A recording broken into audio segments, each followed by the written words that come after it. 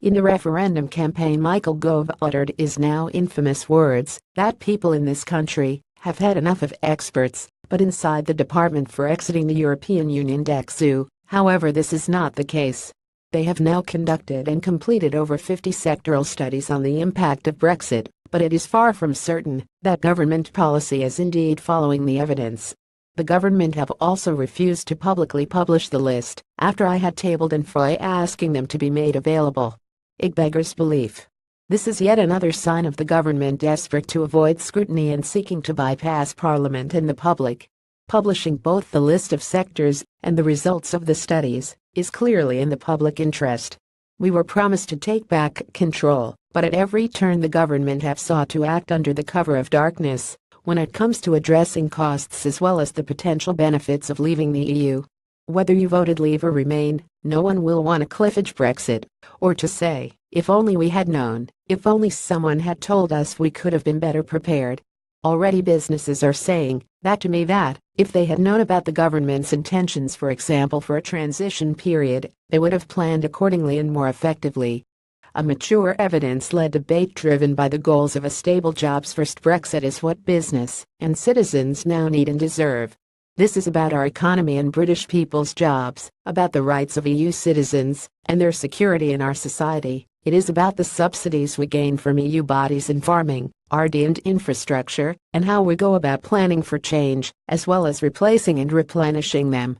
We must know what are the potential consequences and changes to the biggest constitutional question we have faced since 1945.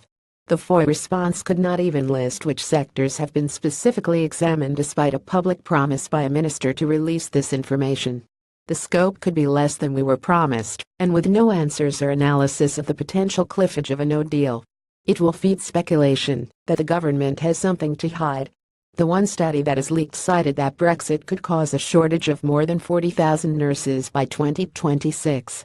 This is now not about sides, but a nation planning together for a big change ahead. It is about leadership, clarity, and responsibility.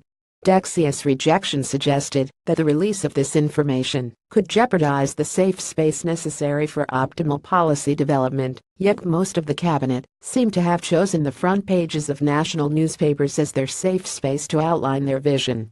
The EU will clearly have their own analysis. Even if some information cannot be released for good reason, publishing the program of work being undertaken is surely in the public interest. What's clear is that it may not be in May's political interest, but it shouldn't be the country that then pays the price. This week reports show us falling to the bottom of the G7 league table in terms of economic growth. We cannot be complacent, and we cannot take risks. We are lagging behind in the timetable for progressing our negotiations, and unable to move to phase 2 of discussing a trade deal with the 27 member states and Michel Barnier, due to David Davis and his team's reluctance to accept what the Labour Party has argued for, that we need a transitional deal.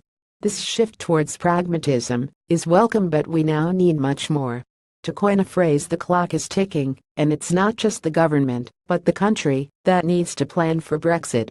The government should be open with the British people and make public the information they have to allow for a full and factual debate that covers both the risks and benefits of leaving the European Union and informs the debate about our priorities for Brexit negotiations. It is their responsibility and duty to do so. Brexit Seema Malhotra, UK Parliament Economy FOI.